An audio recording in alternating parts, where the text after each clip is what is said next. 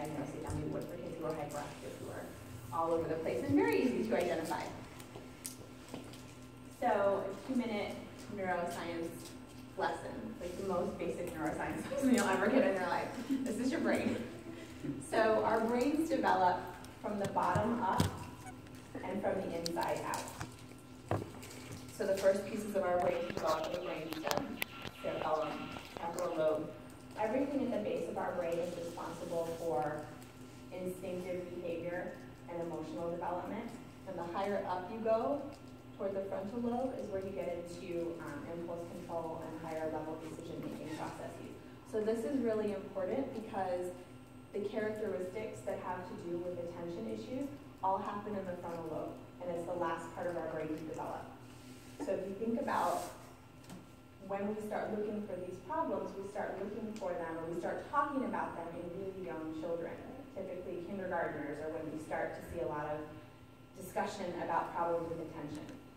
As they're getting into school and more is being asked of them. That part of their brain has just started developing. So this is an important piece of the way that we look at what's normal behavior and what's problem behavior. Your brain isn't finished developing until you're into your late teens and early 20s, and that's the last piece to finish developing. So the ability to make, that's why we see teenagers who make stupid decisions and we scratch our heads and go, what are they thinking? It's that same piece of the brain that controls decision making and being able to anticipate consequences and being able to think through and control before they make a decision. All of that has to do with executive functioning, which happens in this front part of the brain right here. So the first things that we see in brain development, and the piece that we all see if you have toddlers, is around that like visceral, throw myself on the floor and just throw a tantrum, and I can't use my words, and I'm just going to kind of feel all over the place. That's lower down in brain development. So they're able to express feelings way before they can express with their words what the feeling is. And then they're able to act on the feeling way before they're able to slow down and kind of talk through what it is. And all of it kind of happens piece by piece. So why that matters is because what we see in kids who have had their brains mapped is that that front part of the brain for a kid who has a diagnosis of ADD or ADHD is this front part of the brain is much less active, which is a little bit confusing if you stop and think about it, because we're talking about kids whose behavior is really overactive for a kid with hyperactive behavior. But the reason that they're hyperactive is because this front part of their brain isn't as active as we need it to be. So it's not giving them enough guidance around controlling their impulses and slowing down. Does that make sense? I'm not a neuroscientist, so I try to make it really, really, really basic.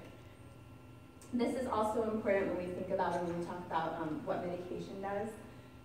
It acts on that part of the brain. So it stimulates, if you've heard the term stimulant medication, it stimulates that front part of the brain to be more active. So a lot of times adults who have had undiagnosed or untreated ADD and ADHD will drink like a ton of caffeine. Caffeine is a stimulant. What they're doing a lot of times without realizing it is sort of self-medicating to sort of stimulate and wake up that part of the brain. And that's the way that a lot of these medications work, is to just stimulate that front part of the brain. So they don't, they're typically relatively short acting. They don't last for days and days. It's the period of time the medication's in your system and then it wears off. But we'll talk a little more about that. So these are the sides with a lot of information. What's really important, I think, as parents and as educators to understand about ADD and ADHD is that it's not just a kid who's running all over the classroom. There's very specific criteria, and it has to be met in more than one setting. So all of these things that have to do with being inattentive, not paying attention to details, not sticking with an activity, not listening when you talk to them, they have to meet at least 6 of these consistently before we can start talking about a true diagnosis of a problem. Avoiding things they don't like, being reluctant to do things, losing things, being really disorganized, being forgetful. So this is for the inattentive type. And in order to meet the diagnostic criteria, they need to have 6 or more of these. And the reason I put this up here is because we way overdiagnose ADD and ADHD in this country. And it's really important to understand what should go into a thorough diagnosis, so that you can ask good questions if you start hearing it coming up. Same thing for the hyperactive type. 6 or more of these have to be met. So squirming around, fidgeting, having a hard time sitting still, that probably describes most of our kids at one point or another. It does not mean your kid has ADHD. Getting out of their seat without asking, running or climbing when they shouldn't. This one is really, really important as far as I'm concerned. Unable to play or take part in leisure activities quietly. So a lot of times the markers that I look for when I get a referral, and I get a ton of referrals at the beginning of the school year. The kids have been home all summer, they haven't had as much structure, they've been hanging out, they haven't been following a routine, and all of a sudden they go back to school and now there are rules and there are routines. And one of the first questions that I ask is, can they play? Can they do an activity that they always like to do, and can they get through it from start to finish? If your child can sit and watch a 2.5-hour movie without a peep, that's a hard sell for me that they also have problems with attention and hyperactive. Now they may have other issues that we need to work on, but that one is really important, and particularly for the littler ones who maybe don't engage in all of those structured, homework and all of that. If they can't play with a friend and stick with an imaginative theme, that would be something that we would pay attention to. Acting like they're driven by a motor, talking a lot, blurting out. So all of those are kind of impulse control things, having trouble taking turns, interrupting. This is the hyperactive type. So typically this is diagnosed before they turn 12, and most typically much younger than that. And those symptoms have to be present in 2 or more settings. So a kid who's doing really, really well at home and having a hard time at school, and doing really well at soccer and really well at church, and just at school having a hard time, doesn't fit the criteria to be diagnosed with ADHD. And oftentimes, there are a whole lot of other things that are going on, either in the classroom or with peers, or there's something else happening at school that we need to take a look at, but really shouldn't necessarily be labeled ADHD. And it's an easy thing for us to talk about, in the classroom, and then the school will say, they're going to go have your child evaluated, and we're kind of off to the races. So these are the kinds of things that we should be looking at. Not just how are they doing at school, but are you having the same problems at home? Are they able to sit still at church? Are they able to get through soccer practice without somebody having to be right there next to them, walking them through? If we start seeing the same constellation of behaviors or some version of it all over the place, okay, then we're getting closer to being able to talk about the diagnostic criteria. So how do we diagnose it? Screening tools is one piece of it. I brought one that we use really commonly in primary care, and I'm happy to share it if you guys take a look at it. I didn't make copies for you because I don't want you to go home and diagnose your children, which is what we will all do. It's like Google, but on paper. So this is called the Vanderbilt Assessment Scale, and it's a 2-part scale. You can see it's really, really long. This is what we use in my practice. So there's a parent portion and there's a teacher portion. So when I get a referral for a child that we want to know more about, I send at least one copy of this to school, and then the parent takes home a copy of this. So the parent would fill out all of these questions, and it basically asks a lot of questions around the criteria that we talked about. And the teacher gets one too, from their perspective about all of this behavior. And then they bring it back and we score it. So this is targeting at least 2 different settings. So this would get us closer.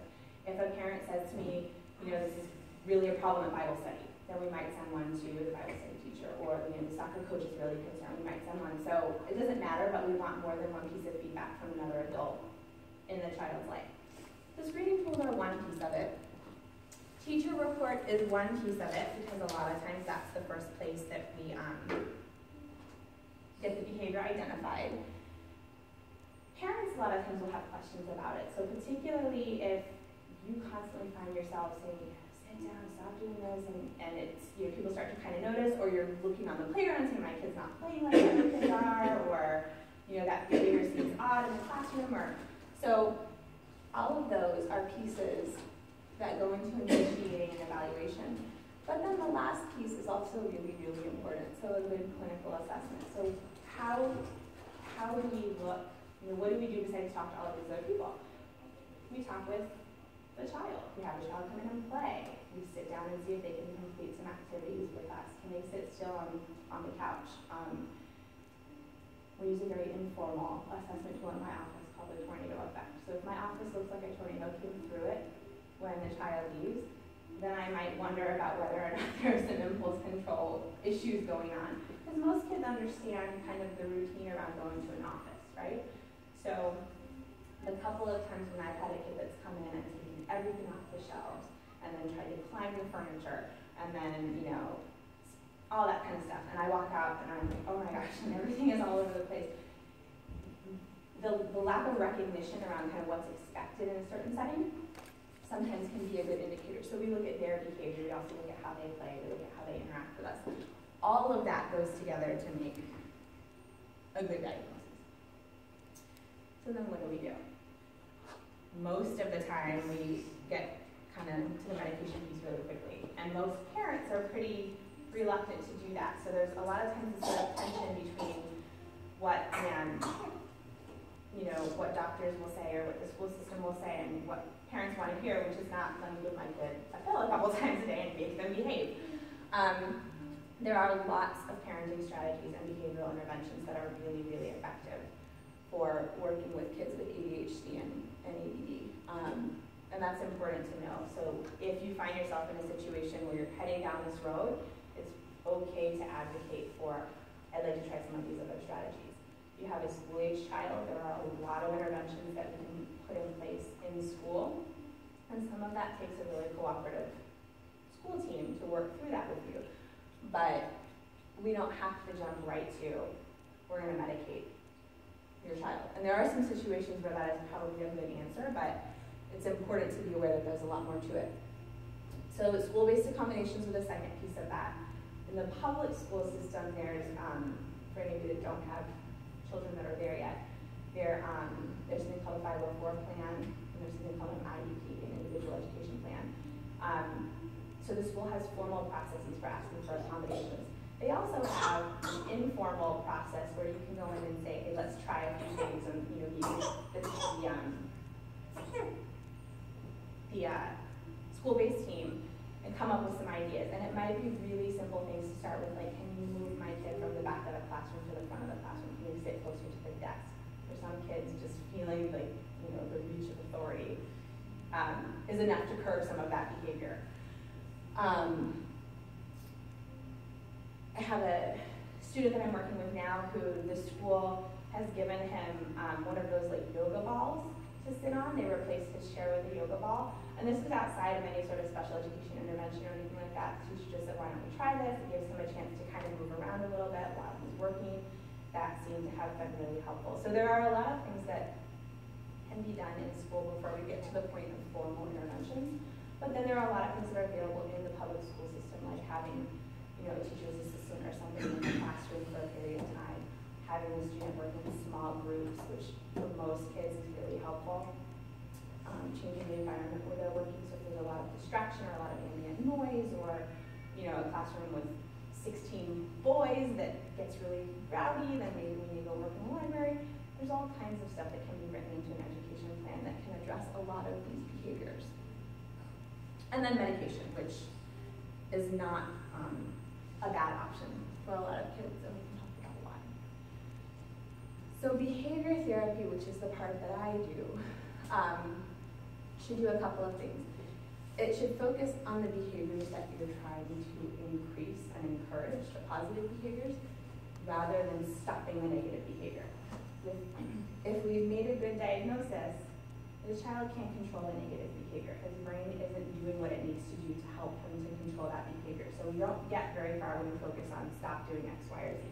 Or we might get there for a really short period of time. They might do it once or twice. They might sit still once or twice or for 2 minutes. But focusing on the negative behavior doesn't get us very far. Their brains just haven't caught up yet. Focusing on the desired behaviors gets us much farther. The other piece is strategies that you can use at home. So a big piece of this has to do with how we talk to our kids, how we communicate with them, not just how we talk at them. And then also the third piece of this, and this is the piece that I think a lot of times we tend to overlook, is looking at self-esteem and the ways that they cope with being frustrated. So for a kid who hears all day long, sit down, keep your hands to yourself. Why didn't you do that? Stop talking. Where's your pencil? Did you lose your homework? Why didn't you clean up your room? Leave your brother alone. That's that's really frustrating. And most of the referrals that we get are for really young kids. So without meaning to, because we're correcting this behavior all the time, they're getting all of this, corrective behavior. And for most kids, they want to please. And so it can result in angry outbursts and kids who are really frustrated and kids who are, acting out at home because they're assuming they're going to be in trouble. And what ends up happening as a result of that is they start to develop self-esteem issues. They start to feel really badly about themselves, and they start to kind of say to themselves, I'm always getting in trouble, or my teacher doesn't like me, or I hate school, or, my mom likes my brother better, or whatever those things are, tend to play out. And it's really common in kids who have issues with attention. So focusing on what we want them to do and reinforcing that goes a long way toward addressing some of those issues. I'm talking really fast. Are you guys doing okay? Now we're going to be out here in like 10 minutes. Take some pity when you go. What's going on today? We talked about the school interventions. So they should include several different things. Accommodations that can be made in the classroom. If your child is getting ready to go out to public school, although we hope they're staying here for elementary school, but if they're not, all of the Fairfax County Public Schools have access to a psychologist who can and should be doing formal testing on a student before a diagnosis is made. Now, they may tell you to go out and get another, evaluation, but every school has access to a clinical psychologist, and they should be doing testing, and it's a really thorough, lengthy testing process. And then what comes out of that is a set of recommendations. And there are two different kind of routes that can take. And I'm here if I go for a plan, but that's a formal set of interventions that the school can put in place for a student who's not achieving their academic goals. So the piece about school that's important is that if it's just a behavior issue, but they're still doing well academically, you're not going to get a lot of services out of the school. So the school has to focus on whether or not the child is achieving academically. And as long as they're doing okay academically, and that doesn't mean excelling and headed to Harvard. It means meeting the basic requirements. The school is not going to do all of this. It's when it starts to impact their learning. Now, typically with ADD and ADHD, it's impacting their learning, so you get both.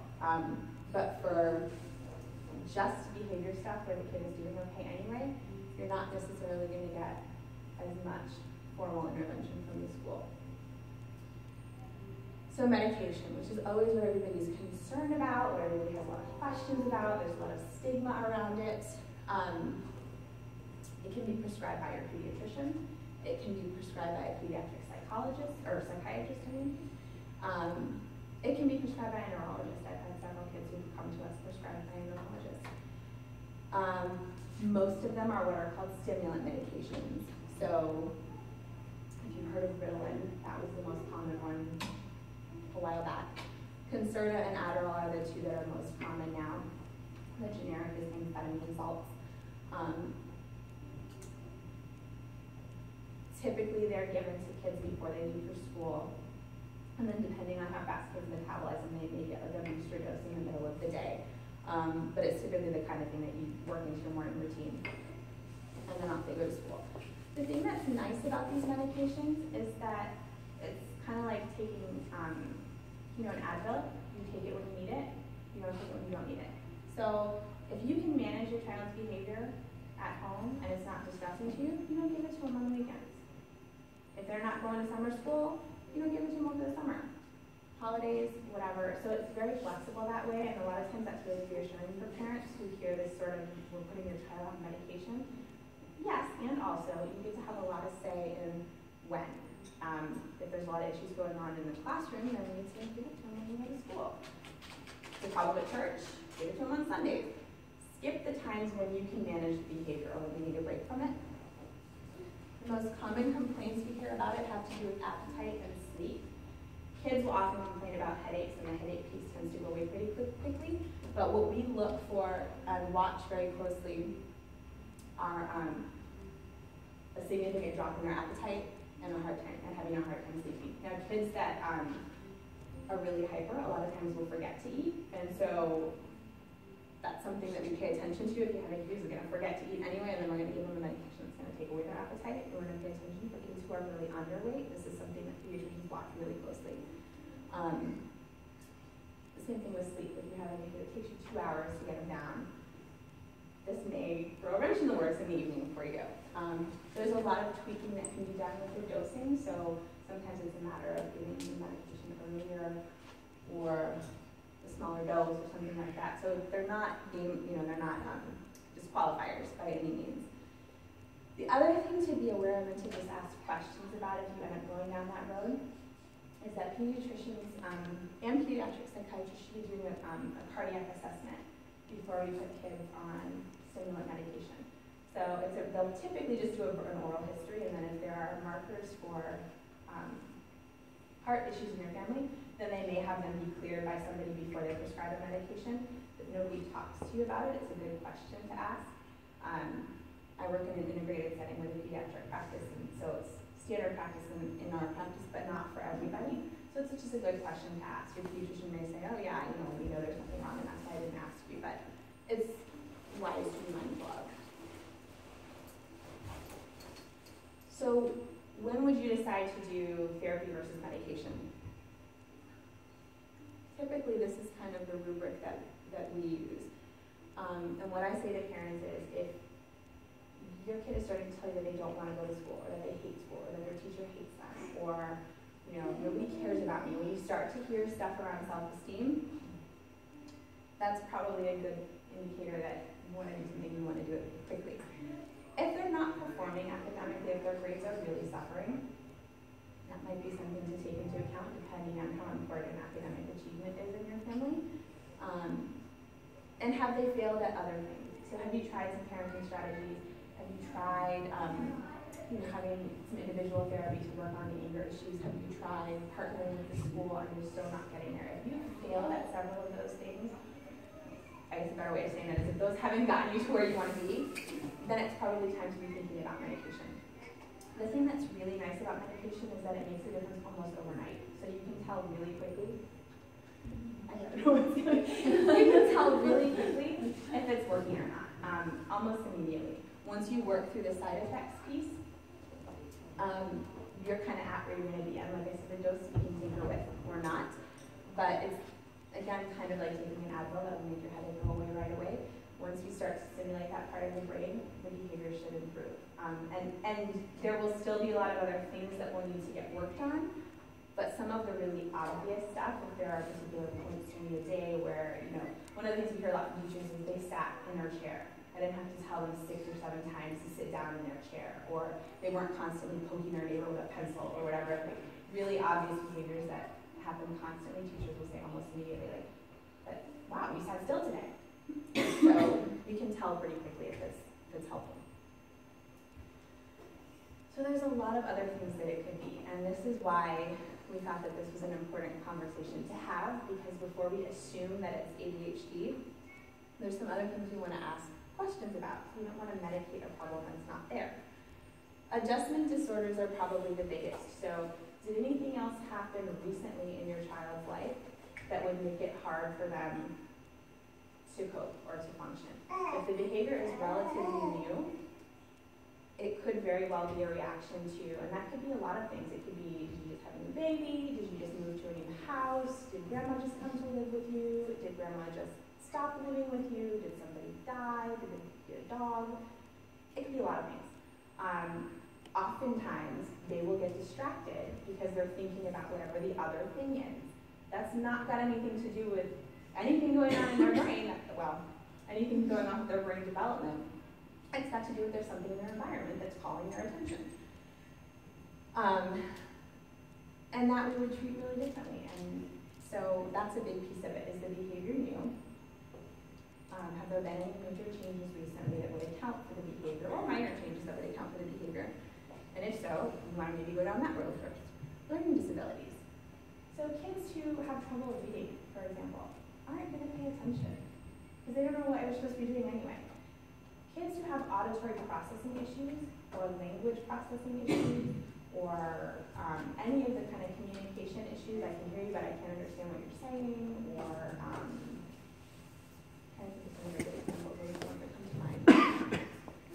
anything having to do with trouble with writing or with eye coordination, anything that would encourage them in a school setting to kind of tune out. If I don't understand what you're saying to me, if what you're saying to me doesn't make sense, I'm probably not going to pay attention to you.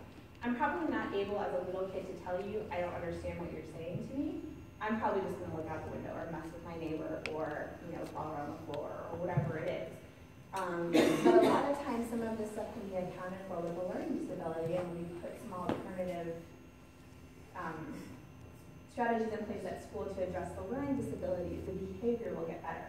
That's why the testing piece is really important, because it may uncover other issues that just looked like a kid who had trouble sitting still, and really it was a kid who didn't know what was going on, so there was no reason to sit still. Anxiety is another one. So kids who are anxious, a lot of times will have trouble sitting still, or will be very distracted. The other piece of anxiety, and this sometimes is more common in adults, but you see it in children too, is to be kind of lost in your own head. So that can get mistaken for the inattentive type of ADD, for a kid who's really worried about something or is typically an anxious kid that kind of seems to check out. It could very well be that it's not so much a problem with attention as it is with something that they're worrying about and they're not articulating it, and they look distracted or they're not paying attention, or they're expressing it by moving all over the place. And then normal immature development. So for the really little people, and even for some of the slightly bigger little people, if their brain hasn't quite gotten there yet, they may be just kind of on a slower track. So we'll ask about developmental milestones. How early were they to crawl, how early were they to walk and talk and all of those things. And if they kind of follow a slower trajectory on things, it could also be that it's just taking them a little while to catch up to their peers. And there's nothing wrong with that. So we all kind of walk around with these ideas of when it would be normal to walk or when they should be talking. And as parents, we get anxious when they're not doing it, and we compare and check in. But some kids just do those things a little bit later. And so before we start labeling it too much as a disorder, we want to kind of check in on, is this just the pace that my kid rolls at? And that might be fine. And so maybe they still need some help around some of those, controlling some of those behaviors in the classroom, but we may not want to stick a label on it of ADD or ADHD. And then this last one is kind of why we thought this would be a good topic, lack of understanding of expected norms. So how this matters for us is our kids are all in Montessori. Some of them are going to move on to traditional classrooms. The expectations are very different, and it can be really overwhelming for public school teachers who have a Montessori kid in the classroom, and it can be really overwhelming for kids who are transitioning from Montessori into a traditional classroom setting. And it's something to pay attention to, because if they're not clear about what's expected of them, or they've spent 5 years here in a Montessori setting, and they're able to kind of move around and choose what they want to do and when they want to do it, and they have a lot of independence in their classroom, that's not the way the traditional settings work. There's a very set schedule. There are set periods of time for each thing that kids work on, and they all do it together, and they all do the same thing, way more so than is true in Montessori.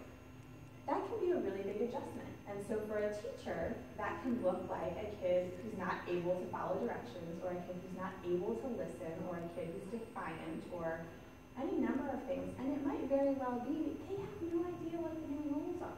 And it could be solved with something as simple as a conversation with the new teacher to say, what do you know about Montessori?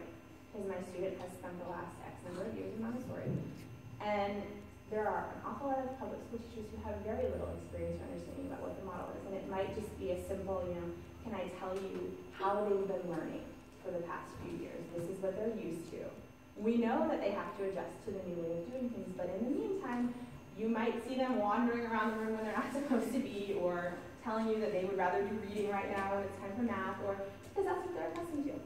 It's not an indication that they have trouble following directions or anything else. It's just an indication that they're learning a new way of navigating the classroom. And a lot of that can be offset with some good preparation and kind of teaching kids ahead of time, this is how it's going to be and this is what it's going to be like. But good communication with those teachers is also really, really important.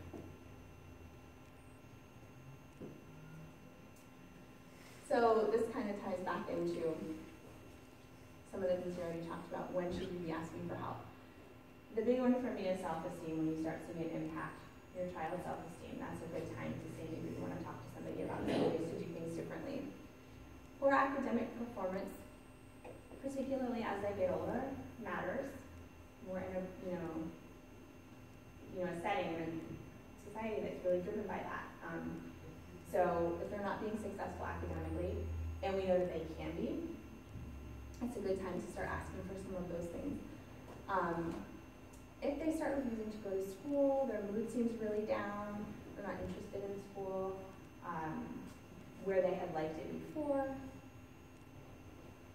the conversation around my teacher doesn't like me, or the kids don't like me, or that's typically how kids experience it. The other kids don't want to play with me, or my teacher's always yelling at me, or those kinds of things where the behavior is starting to impact. The impact on peer relationships. So with the younger kids, where there's less academic markers, a lot of times it will be the kids just don't want to play with a kid who can't control their body, or a kid who, won't stick to the, we're playing dinosaurs, but now all of a sudden you're, playing rocket ship. If they can't, carry a theme of play through, or they're disrupting it, or they become, they're doing something out of step with what the group is wanting to do, kids will sort of self-correct and say, well, we're just not going to play with you. And some of that is really normal, but if it happens consistently that the child's behavior is getting in the way of them being able to have friends or make friends or play, that would be something to pay attention to. And then the last one I think is important. How stressful is it for you at home? So they might be doing reasonably well everywhere else, but you are just tired of telling them 600 times, pick up your socks. And why don't you just pick up the socks? And I just told you to pick up the socks. That might be a good point to then you would start with some parenting strategies and just some simple things at home. You don't need to jump into the deep end of the pool, but if it's something that you find yourself constantly at the end of the day, why is it so hard to get through a whole, day, or dreading the days when school is closed because you're going to have an entire day of clean up your room, don't hit your brother, why can't you listen to me? That wouldn't be a bad point to say I need to maybe check in and get some new ways to communicate. And we all do that, so that's not a judgment anybody can do it too. Please, when is school going to open? So what can you do? You can get the little mini parenting strategy session. So there's a couple of things that I always start off with any family that we're kind of ruling out ADHD with. Direct eye contact when you talk to your child. This is probably the hardest one, and every time I say it, parents say, oh yeah, that makes a lot of sense. And then I say, okay, so how do you typically give directions? Well, typically, you're folding laundry, or you're standing in the kitchen, or now I can maybe take a picture of a 1950s housewife, but you're somewhere in the house doing something, not with your kid, and you're calling down the hall, pick up your shoes and bring me your lunchbox from down the hall, or from the basement. I heard, stop hitting your brother, and we all do it. I do it all the time. It doesn't work with kids who have trouble with attention. You have to physically be looking at them. And standing in the kitchen and then saying, come here, I need to talk to you, doesn't work either, because there are a few things that are going to distract